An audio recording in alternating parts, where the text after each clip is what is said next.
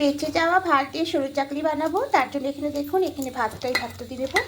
তা এবার থেকে আর ভাত ফেলবেন না, বেঁচে গেলে এইভাবে করে সরু চাকলি বানিয়ে নেবেন, দেখবেন খেতে খুব ভালো লাগে। তো প্রথমে মিক্সার জারের মধ্যে ভাতটা সব নিয়ে নেব। এবার এখানে নেব সুজি, নেব এই চামচে 4 চামচ সুজি নেব।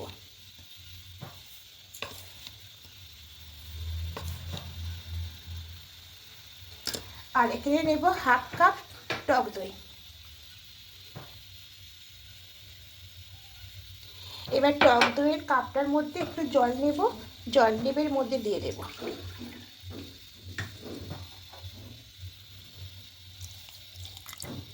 এবার দিয়ে একটা মিহি পেস্ট করে নেব। পেস্টটা করা হয়ে গেছে, এবার একটা বাটির মধ্যে ঢেলে নেব।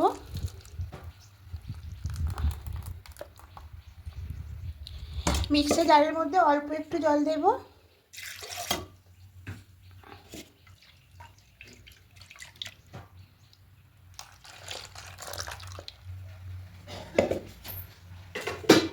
এটা বেশি পাতলা হবে না, ঘনই থাকবে।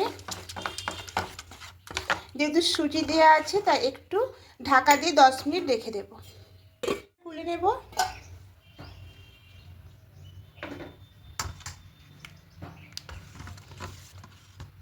এবার এখানে লবণটা দিয়ে দেব।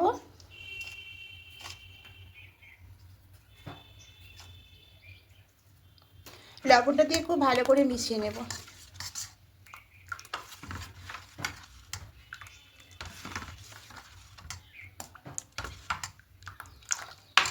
এদিকে একটা ননস্টিকের প্যান বসিয়ে দিয়েছি। এবার এখানে একটু তেল ব্রাশ করে নেব।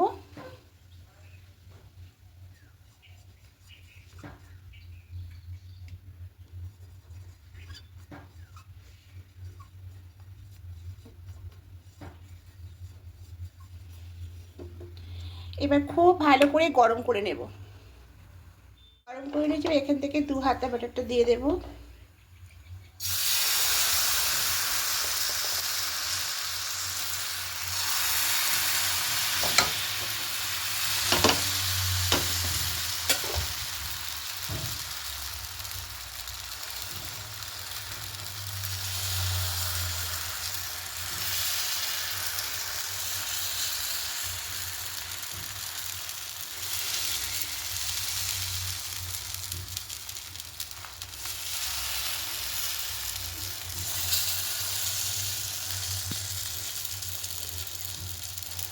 এবার খুন্তি করে একটু চারিদিকে চাড়িয়ে নেব।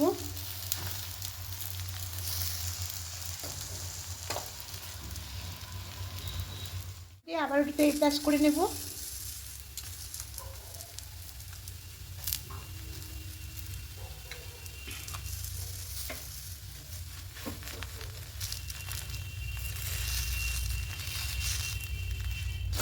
পাঁচফোড়নটা দেব। এবার ভাজ করে নেব, নিয়ে এটা তুলে নেব। তো বাকিগুলো এভাবেই সব করে নেব। সবগুলো হয়ে গেছে। আমি এখানে নলের গুড়ের সঙ্গে পরিবেশন করছি।